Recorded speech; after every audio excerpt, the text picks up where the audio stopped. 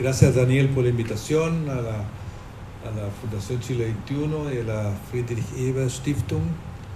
La verdad que he seguido con mucho interés la presentación hasta el momento y creo que tenemos un terreno en el cual podremos seguir conversando, porque entiendo yo que este es un seminario interdisciplinario y tenemos un trabajo por delante.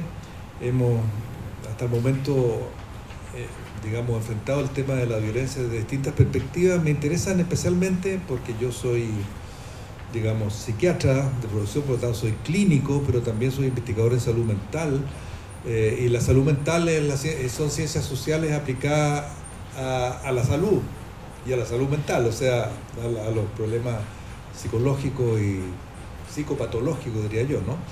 Yo hice toda mi carrera académica en la Universidad de Chile, llegué a ser profesor titular y dirigí el Departamento de Psiquiatría Oriente de la Universidad de Chile durante 13 años, y ahora estoy dirigiendo el Instituto para la Investigación en Depresión y Personalidad desde hace 5 años. Este instituto lleva 8 años y va a tener 10 años, y después tenemos que renovarnos. Son platas del Estado, como ustedes saben, y por lo tanto nuestra obligación es estar en un contacto lo más estrecho con la sociedad posible. No solo, es decir, trabajar e investigar sobre lo que está pasando, y además devolver a la sociedad y a las autoridades, en fin, los resultados de esta investigación. Entonces yo voy a hablar decía que me interesaba mucho lo que habían dicho, eso lo dejé un poco inconcluso, porque han planteado el tema de la subjetividad, o sea, los estudios etnográficos y los que presentó Patricia, también hablan un poco de la subjetividad. Es una manera, digamos, de llegar a, como quien dice, cómo se dan los fenómenos de manera concreta. Eso es muy clínico en realidad, ¿no? Esa es la manera como... Porque de repente uno ve los discursos de ciencias sociales son tan abstractos, tan teóricos, que la verdad es que uno dice, bueno, ¿y eso qué tiene que ver con la vida cotidiana? O sea, no tenemos que perder el contacto con la cotidianidad de las cosas. Y también los datos que presentó York, ¿no? También parten de ahí. Bueno, yo voy a tratar, pero ese es un punto. El otro punto es que como este es un trabajo interdisciplinario, lo que tenemos que hacer es alfabetizarnos, alfabetizar a los otros y dejarnos alfabetizar por las otras disciplinas. O sea, cuáles son las maneras como están enfrentando el tema, y empezar ahí a conversar y tratar de establecer un terreno común en el cual podamos todos participar. Eso en realidad es lo que hemos hecho en MIDAP, porque en realidad el MIDAP es un centro de investigación interdisciplinaria de salud mental, ¿no?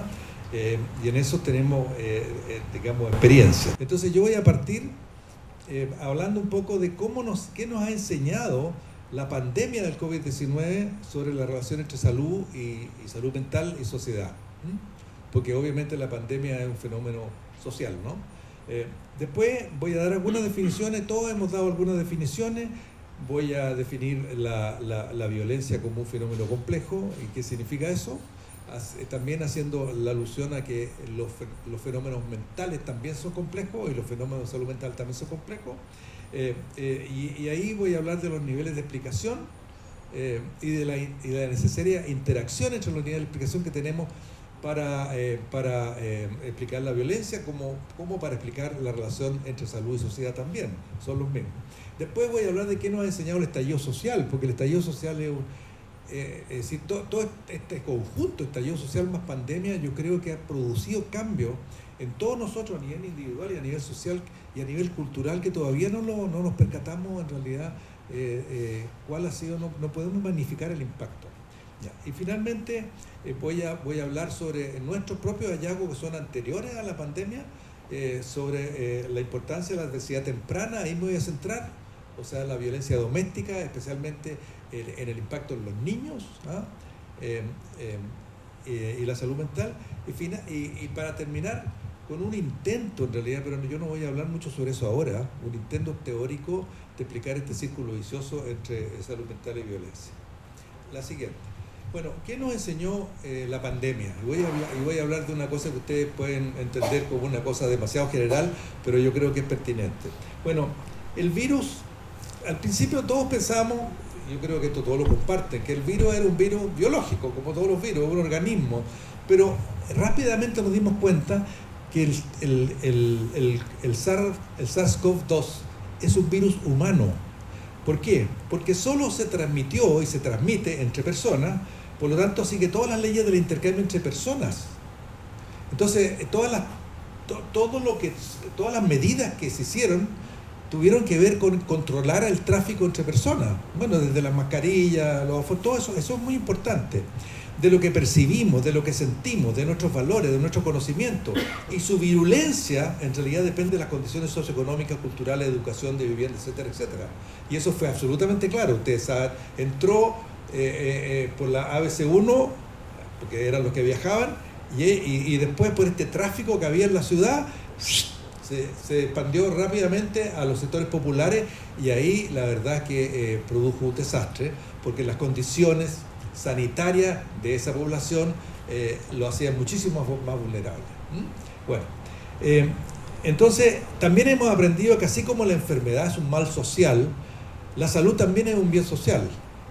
O sea, tenemos que preocuparnos de manera general del problema de la salud. Entonces todos los clínicos tenemos que también mirar más allá y darnos cuenta que estamos insertos en un contexto que está determinando lo que nosotros hacemos e incluso el resultado de nuestro tratamiento. Ahora, otra cosa que nos dimos cuenta por el mismo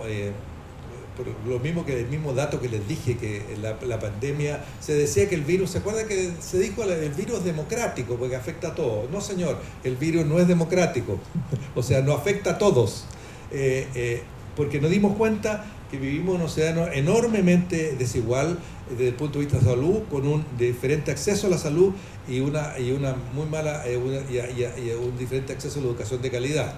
Y eso afectó totalmente los resultados epidemiológicos del tratamiento, digamos, de la pandemia. A mayor pobreza, mayor hacinamiento, a mayor falta de educación, había mayor vulnerabilidad a la enfermedad, está claro.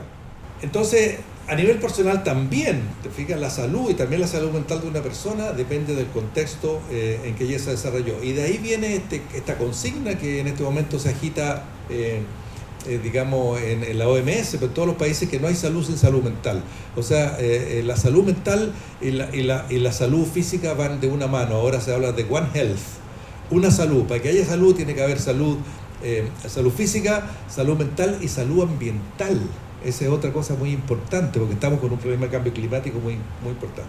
Otra cosa que aprendimos es que esta pandemia, la verdad que es una sindemia en realidad. Fue una sindemia y tenemos que empezar a pensar en términos sindémicos.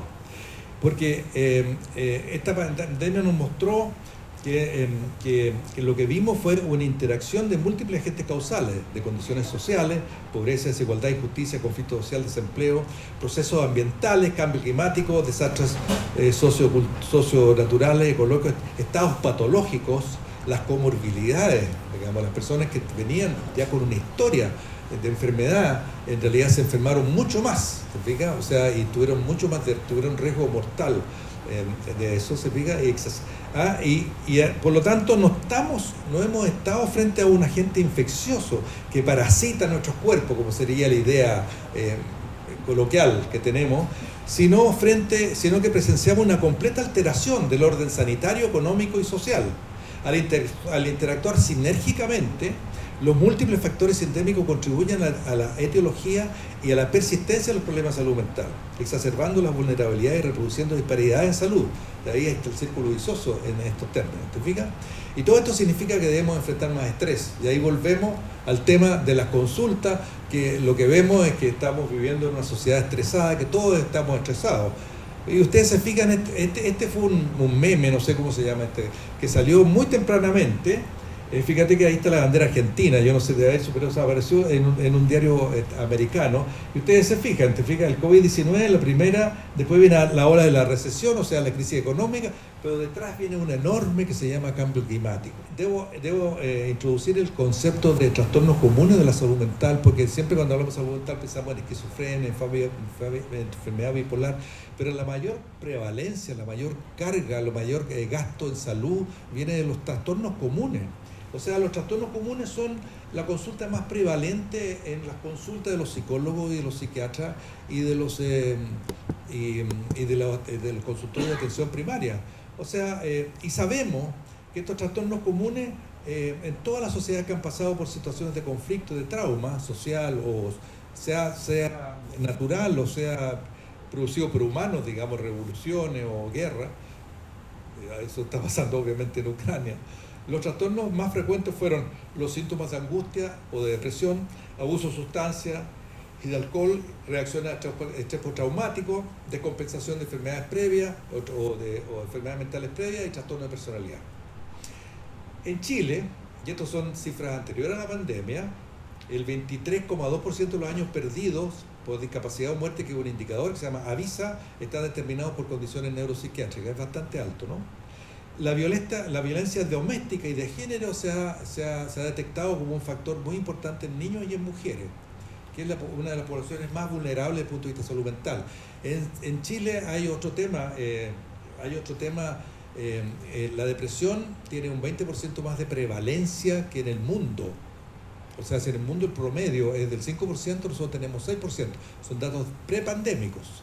Bueno, pero además, en el mundo, la proporción entre mujeres y hombres que padecen de depresión es de 12:1. En general, a veces 3:1, pero en Chile, el año 2017, la encuesta del MinSal de Salud del año 2017 determinó que en Chile la proporción es 5:1. Ese asunto nos tiró de espalda porque no teníamos explicación. Después nos dimos cuenta que esas mujeres que hacen la carga de estos datos son mujeres pobres, extremadamente pobres y con poca educación. Entonces, claro, esos son los datos. Así también hemos hecho estudios etnográficos, en fin, etcétera, que entrevistamos y en realidad todos conocemos a una mujer que vivió vivió en una familia muy disfuncional, etcétera, que se arrancó de su casa casándose con el primer hombre que encontró, que resultó un alcohólico, un maltratador, en fin, etcétera, que tuvo 4 o 5 hijos, que resulta que está a punto de suicidarse, etcétera, ¿no? Ya. Más del 80% de los trastornos comunes en salud mental, y esto también a mí personalmente, que fui formado como psiquiatra, como médico, me dio vuelta a la mente. Más del 80% de los trastornos comunes en salud mental se asocian a factores ambientales, humanos, adversidad temprana y adversidad actual. O sea, en inglés hay una palabra un poco eufemística, dice ambientes subóptimos, o sea que no son buenos, de crianza, también escolares, en la adolescencia, en fin, etcétera. Porque sabemos que existe una interacción permanente entre higiene y medio ambiente. Mira, yo me eduqué con la idea de que una persona que es portador, se dice, constitucional, de una cierta vulnerabilidad, supongamos una persona que hace una esquizofrenia a los 18 o a los 20 años, en realidad viene con alguna carga genética, se dice, ¿no? Y ante un evento de crisis actual, algún estrés, qué sé yo, ¡pum!, aparece la enfermedad. Y eso es igual para la diabetes, igual para todas las enfermedades físicas también, que la mayoría son crónicas. Bueno, entonces la idea es que nosotros trabajamos para mejorar eso, digamos, para curar eso. Pero actualmente los estudios genéticos y epigenéticos muestran de que hay una interacción permanente. O sea, eso que llamamos vulnerabilidad es una interacción permanente entre el programa genético, que está determinado por nuestra historia evolutiva. No voy a hablar de eso porque sería una historia un poco larga que se remonta a millones de años, y el medio ambiente actual, la sociedad actual en la cual vivimos, permanentemente. Entonces lo que llamamos vulnerabilidad es una especie de cristalizado, pero son todas cosas que en principio son evitables, serían evitables, ¿entiendes? Los estudios antropológicos, en la antropología física y evolucionaria, plantean en la ¿cómo se llama? La teoría de la hipótesis del mismatch, del desajuste, que en las sociedades primitivas, digamos, de los cazadores recolectores, incluso de los actuales, no hay depresión, no hay diabetes, no hay hipertensión. Y la verdad es que los estudios muestran que eso es cierto. Entonces se hace una retrodicción, se dice, bueno, nosotros a partir de hace 10.000 años, en realidad la sociedad se empezó a complejizar y eso se acentuó los últimos 200 años y resulta que ahora la enfermedad viene, se habla de enfermedades de la modernidad y todos estos trastornos comunes son enfermedades de la modernidad, en realidad viene asociado por un cambio cultural en nuestra sociedad, lento pero muy acentuado, especialmente en el último tiempo, que está en contradicción con nuestra constitución, con nuestro programa genético, digamos, que fue determinado hace 1.000.000 de años, digamos, 200.000 años por lo menos, porque vivíamos en una sociedad muy distinta que tenía características de las cuales no voy a hablar porque sería muy largo. Bueno, entonces ahora voy a hablar sobre salud mental y violencia y voy a recurrir, bueno, a la Organización Mundial de la Salud, que es como quien dice el ente de salud más calificado para el tema. Y ahí, bueno, ustedes han visto, la definición es un uso deliberado de la fuerza física o el poder, ya sea en grado de amenaza o efectivo, contra uno mismo. El tema del suicidio adolescente es súper importante, ha ido aumentando.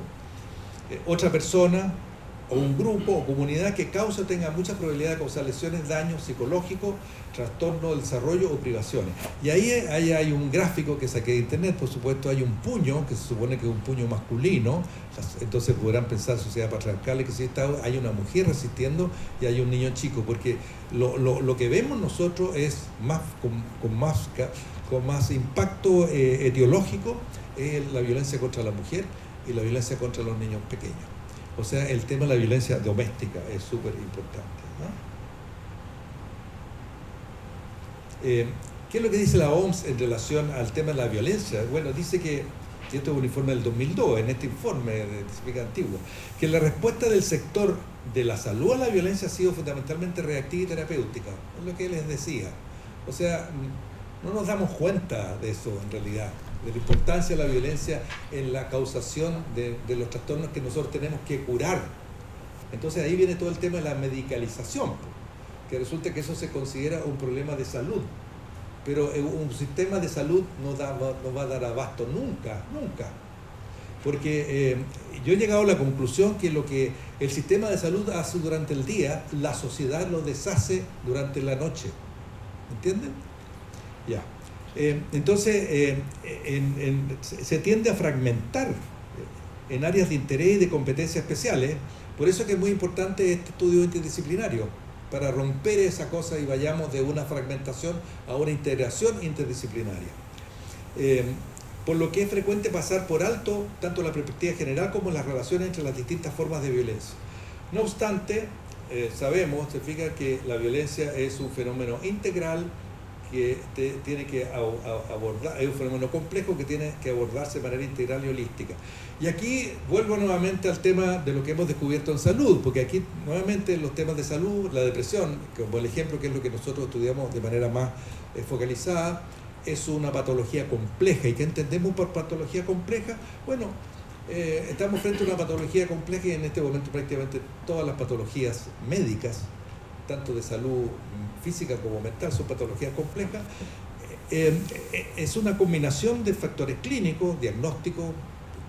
Una persona tiene una enfermedad, tiene dos enfermedades, tiene tres enfermedades, todo el tema de la comorbilidad, y mientras más comorbilidad, más complejo y más complicado el tratamiento. Pero hay factores biológicos, también hay factores genéticos, ¿sí? Pero socioeconómicos, culturales, mentales y comportamientos que se asocian estadísticamente con el fenómeno. Estos son los estudios epidemiológicos. Entonces los pacientes individuales pueden tener, y esto también, digo esto porque esto también se aplica cuando entendemos la violencia desde el punto de vista del impacto en un individuo. Pueden tener factores protectores o de riesgo en cualquiera de estos dominios, y el nivel de complejidad total resulta de la suma de los riesgos.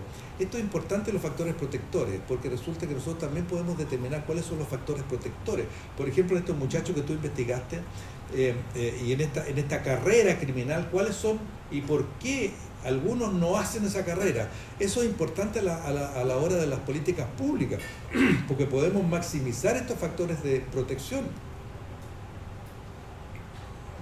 Entonces, lo que hemos aprendido en salud mental, que no basta estudiar la patología, sino es necesario estudiar los recursos los factores protectores, eso es muy importante. Yo creo. Entonces, los factores de riesgo clínico, socioeconómico, cultural, etcétera, complican los resultados de la atención en salud, perturban el equilibrio entre lo que se llama la carga alostática, que es toda esta carga externa, y la capacidad del paciente de enfrentar esos problemas. Entonces, hay pacientes, hay personas individuales, yo creo que también hay comunidades que enfrentan de mejor manera esto y que tienen recursos. Entonces tenemos que investigar también eso, porque si no nos quedamos en una suerte de pesimismo y la verdad que no salimos de eso, ¿te fijas? No basta el diagnóstico, es necesario también. ¿Cómo podemos hacer política constructiva? No solo criticando, sino también estudiando los factores protectores, mostrando que hay personas que han estado sometidas a las mismas situaciones o grupos y sin embargo no han hecho esa carrera de violencia. Es muy importante. Bueno, entonces la violencia, como la salud, pasa a la próxima, es un fenómeno complejo, porque no existe un factor que por sí solo explique por qué una persona se comporta de manera violenta y otra no lo hace. Es un problema complejo que está enraizado en la interacción de muchos factores biológicos, sociales, culturales, económicos y políticos. Algunos factores de riesgo pueden ser privativos de un tipo determinado de violencia, pero es más frecuente que los diversos tipos de violencia compartan varios factores de riesgo. Estamos con el modelo de aplicar el modelo de la complejidad en salud a la violencia, ¿no? Además de esclarecer las causas de la violencia y sus complejas interacciones, el modelo ecológico indica lo que es preciso hacer en los distintos niveles para prevenirla, y eso entonces es importante para lo que estamos hablando. Y aquí te fijas el nivel individual. El nivel individual, bueno, no voy a hablar mucho sobre eso en este momento, pero tiene que ver nuevamente con el haber sufrido maltrato en la infancia y la adolescencia, eso es muy importante. Y el otro, a nivel de las relaciones cercanas, lo que tú decías, las relaciones íntimas son súper importantes, porque mira, cuando uno estudia desde el punto de vista biológico el sentido más amplio, desde el punto de vista evolucionario del ser humano como es actualmente, nos damos cuenta que hay un verdadero corte entre las relaciones cercanas y las relaciones lejanas. Nuestra especie se constituyó, estoy hablando evolucionariamente, se constituyó en sociedades extraordinariamente pequeñas, y eso fueron en grupos chiquititos de 15, 20 personas durante miles de años, que eran nómadas, que se casaban, recolectaban, en fin, etc. Y había un nivel de solidaridad, un nivel de homogeneidad, un nivel de crianza de los niños que lo hacían todo, un nivel de autonomía y también de autonomía, o sea, habían las mujeres y los hombres eran igualitarios, o sea, bastante igualitarias. Y no estoy hablando de como quien dice, de toda esta fantasía de las sociedades matriarcales, sino estoy hablando de estudios antropológicos que son bastante serios, ¿no? Bueno, y eso en realidad, cuando aparece la agricultura, empezó a quebrarse, pero ahí en esas relaciones íntimas apareció todo el tema del crecimiento del cerebro, el tema de la aparición del lenguaje, el tema de la aparición de la mentalización, o sea, la capacidad reflexiva, la capacidad de vernos y de leer inmediatamente el estado emocional del otro y la mente del otro, porque eso era súper importante para la sobrevivencia. Y eso hizo que entre varias especies de homininos, digamos, en los cuales actualmente se conocen mucho más los Neandertal y los Denisova, sin embargo hay muchas otras, hay como 5 o 6 otras que se han detectado ya también, y muchas de ellas forman parte de nuestro genoma, o sea, nosotros nos mezclamos con ellos.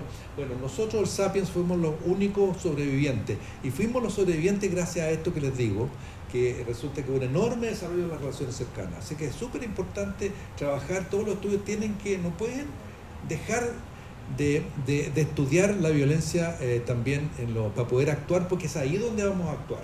Es ahí donde vamos a actuar. Entonces, bueno, te existen los niveles comunitarios, por supuesto, etcétera, y los niveles más macro. ¿Te fijas? La estructura de la sociedad, de eso no voy a hablar. Bueno, voy a hablar ahora de qué nos enseñó el estallido social. ¿Qué nos enseñó sobre el tema del malestar social y la depresión en Chile? Tenemos también estudiamos eso, porque eso también nos golpeó la cara, ¿te fijas? Bueno, aquí estos son estudios sociológicos previos, en realidad, que obviamente La modernización, ya lo dije, es ambigua, es contradictoria, porque junto con traer progreso trae malestar. Esto ya lo escribieron muchos sociólogos, incluso Freud tiene un libro clásico, un ensayo que se llama El malestar en la cultura, que muestra en realidad que la civilización, el impacto civilizatorio en la mente humana hace que haya que ir inhibiendo, va produciendo malestar porque va produciendo neurosis. Eso ya lo dijo ya, y es un modelo bastante entendido. Ahora bueno, todo el tema de la desigualdad y el malestar social está... Bueno, pero nos interesa... sigue, por favor, al otro. Nos interesa el tema de la desigualdad, pero también el tema de la desigualdad percibida. Nosotros, mira, los economistas incluso han dicho, no, que Chile, la desigualdad no explica nada para el estallido social, porque resulta que Chile no es el país más desigual del mundo, es menos desigual que Brasil, qué sé yo, las cifras indican, qué sé yo, y además la desigualdad venía disminuyendo.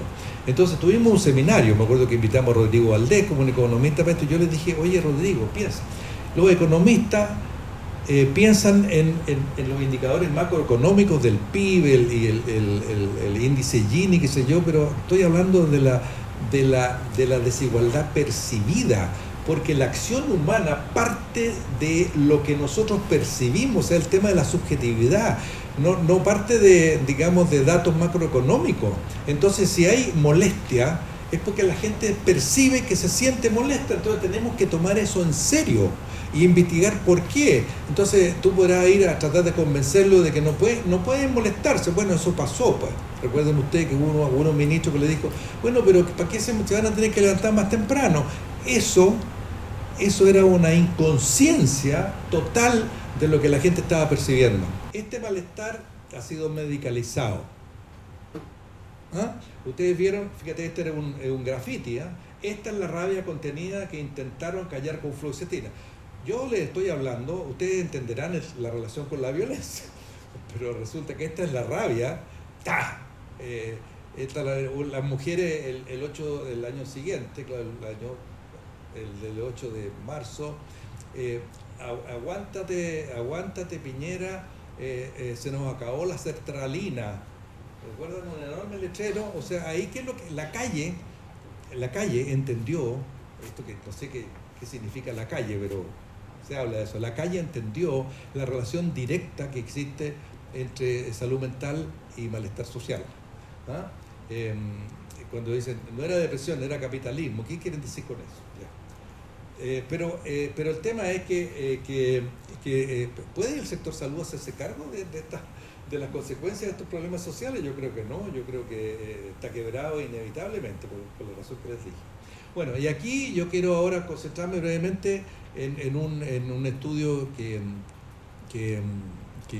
de un fondo que yo dirigí, que terminó hace unos 3 años, y tenemos datos, qué sé yo, que es sobre el tema del estrés temprano, o sea, del trauma temprano, de la adversidad de vida temprana y la patología mental del adulto. Enfocado básicamente en depresión, porque como les digo, es una patología índice que nos permite en realidad hablar sobre todos los trastornos comunes, porque hay mucha comorbilidad entre depresión, angustia, suicidio, adicción a drogas. Entonces, si se aumenta uno, van a aumentar todos suavemente. Ya. El concepto de estrés temprano es amplio e incluye experiencias estresantes y o traumáticas que ocurren durante la infancia y la adolescencia. O sea, toda la época formativa es alta. También por razones evolucionarias, el ser humano es un ser fetalizado, digamos. O sea, nacemos todavía en comparación con otras especies tempranamente. Una pre-mutación, algo así. O sea, nacimos como fetos. Entonces necesitamos, para nuestro desarrollo total, necesitamos de la sociedad y las relaciones íntimas para seguir nuestra formación. El cerebro humano termina de formarse cuando tenemos 30 años. ¿Se dan cuenta? O sea, son todas etapas formativas. Entonces, la carrera esta carrera criminal que empieza a los 13, 14 años, en realidad después, cuando el tipo es adulto, es como si tuviera una carga genética, ¿entienden? Porque está inserto en el cerebro ya. ¿Ah? Entonces, bueno, ahí se distingue Los instrumentos en realidad en este momento hablan como de 15 factores, pero hay algunos instrumentos que son los que usamos nosotros que hablan de 5 nomás, que son 3 tipos de abuso y 2 tipos de negligencia. El abuso se entiende como un acto intencional, o sea, el padre le pega a un hijo violentamente o lo ningunea, o la madre hace lo mismo. Bueno, la negligencia es la incapacidad de los cuidadores primarios de hacerse cargo de las necesidades de los niños. Eso es súper importante porque ahí eso es lo más complicado y vamos a ver la importancia que tiene en realidad todo este tipo de cosas en esta muestra. Bueno, en términos generales, debo decirles que las experiencias infantiles adversas, más las adversidades actuales, en nuestros propios, en estudios internacionales, pero en nuestros propios estudios también, da cuenta de más o menos el 80% del riesgo de enfermar, de tener un problema de salud mental, el 80%, ¿se dan cuenta? O sea, eso es una cifra demasiado grande, demasiado impactante como para ignorarla. Y esto, hay una disminución, si los individuos puestos a 6 o más experiencias infantiles adversas tienen una reducción de 20 años de vida útil. O sea, esto impacta directamente. Las personas viven menos y viven mal. O sea, no son cosas buenas. ¿Qué le voy a decir? Nosotros en un proyecto Fondesim investigamos, tomamos una muestra de 700 estudiantes universitarios, la mitad de Santiago y la mitad de Temuco. Y ahí vimos que por un instrumento, que es el instrumento del CTQ que se llama, que es el Child Trauma Questionnaire, el cuestionario de trauma infantil, descubrimos que primero descubrimos que el 44.7 reportaba haber sufrido trauma temprano. 44.7 de nuestra población universitaria de los primeros años.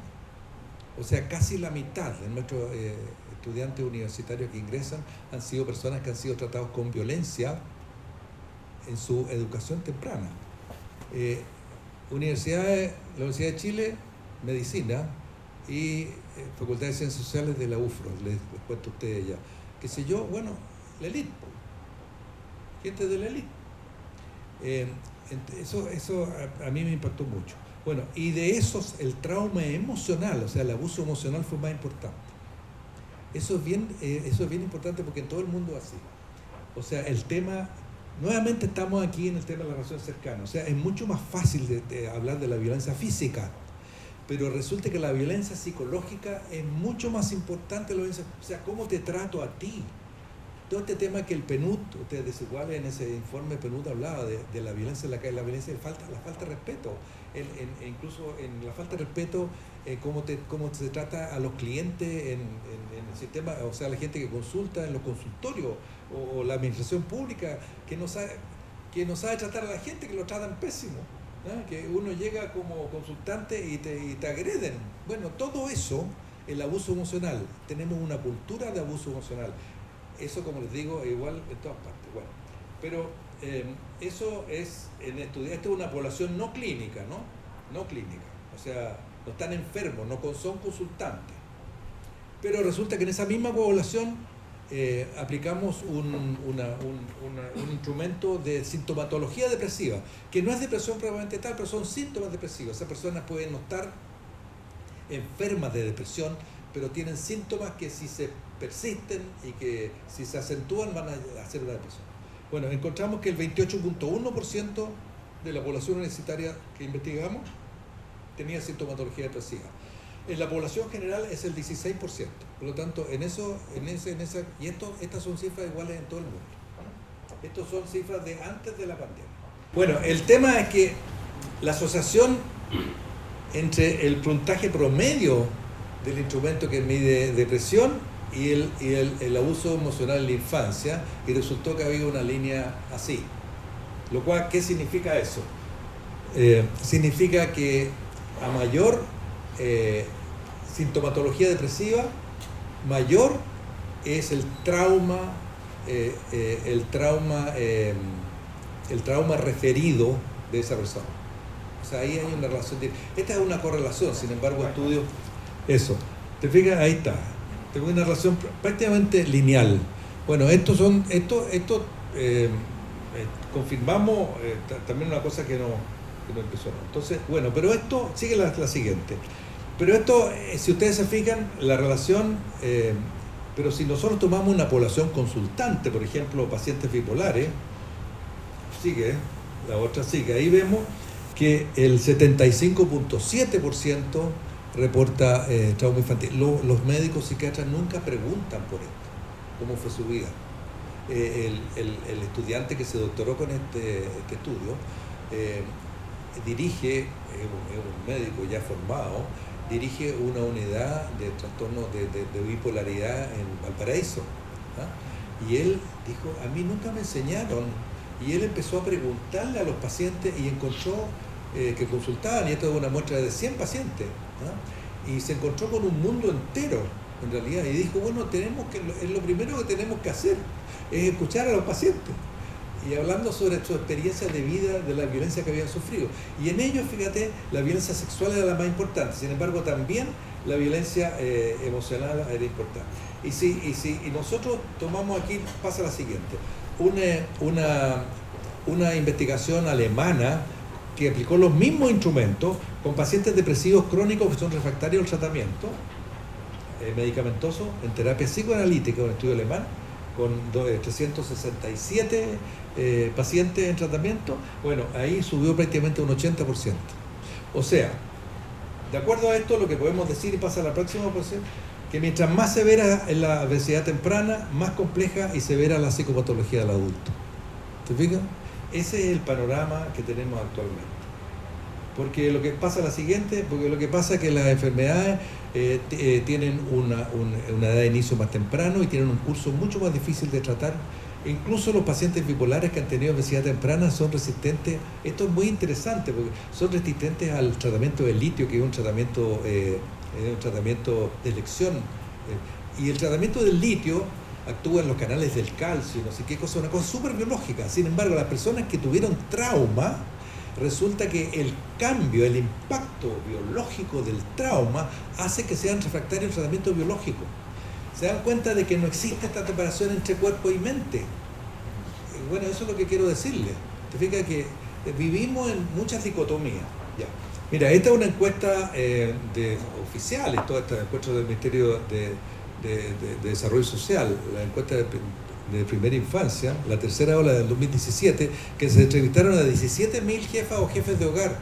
17.000, por lo tanto, es una encuesta representativa de Chile. Bueno, ahí el 62,5% de los jefes de hogar reconocieron que disciplinaban a sus hijos con violencia, de los cuales la más importante fue el abuso emocional.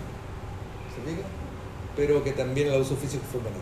Y los encuestadores en esa encuesta ponen una nota abajo y dicen que ellos piensan de que esto es por razones de deshabilidad social está subrepresentado. Muchos ya no dijeron eso, así que ellos calculaban que era mayor.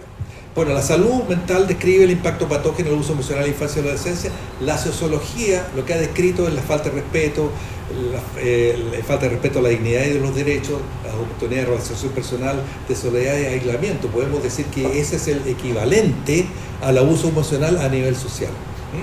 Entonces, la pregunta es, ya que ¿no estaremos hablando lo mismo? ¿No estaremos hablando que la discriminación y el maltrato forman parte de la experiencia cotidiana de una significativa proporción de los chilenos y chilenas, de todas las edades, de casi todas las clases y factores sociales? Porque esto también está en la clase alta, no se crean que solamente es un tipo de violencia psicológica que está naturalizada.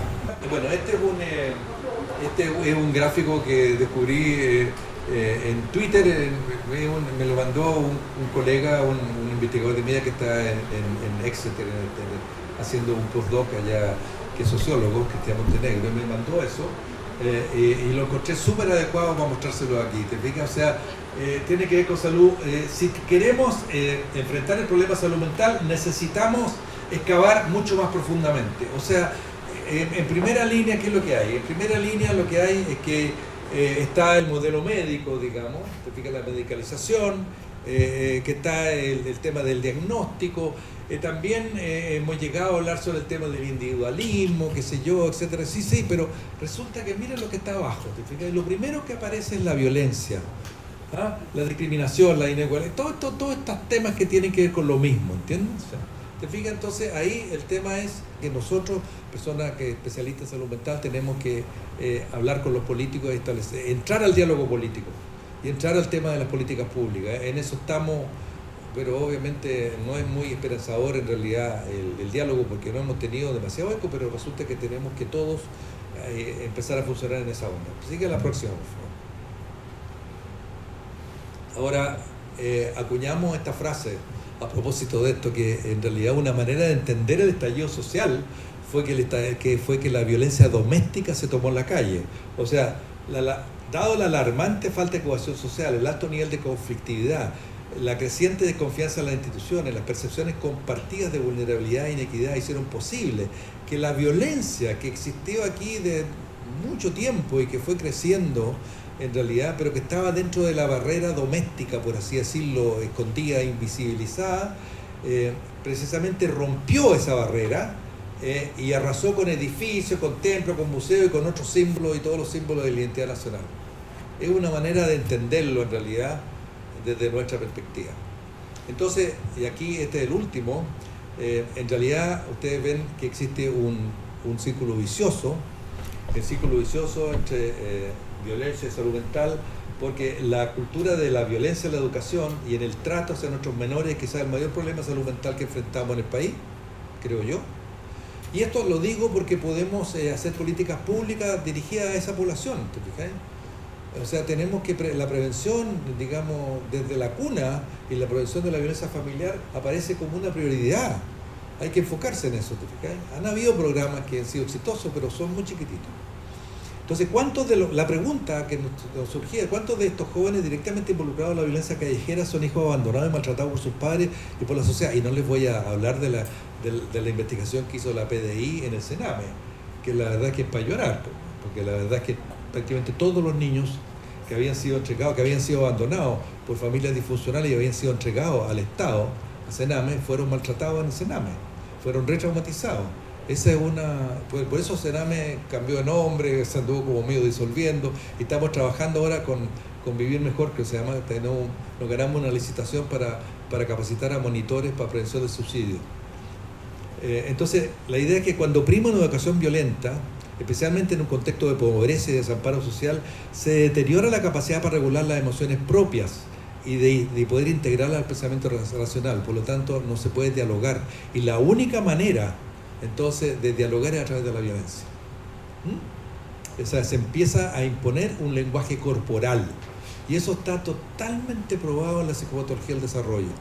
Y eso va a ser materia quizás de una conversación posterior, porque podemos explicitar qué significa esto, digamos, de que las personas no saben reconocer las caras de los demás, en el sentido de que las caras de angustia o las caras neutras las identifican o las confunden con caras de rabia, entonces reaccionan frente a la rabia de los demás, y ahí viene una escalación. Entonces tenemos programas y conocemos cómo podemos prevenir la violencia en la escuela, etc. Pero claro, tendríamos que convertirlo en políticas públicas. Porque, claro, en situaciones de conflicto, y ahí está el círculo vicioso y el escalamiento, un adulto que ha sido tempranamente traumatizado fácilmente recurre al lenguaje de la violencia, y con ello se cierra el círculo vicioso de la retraumatización. Y de eso quería hablar nomás, y cerrar. Gracias por la atención.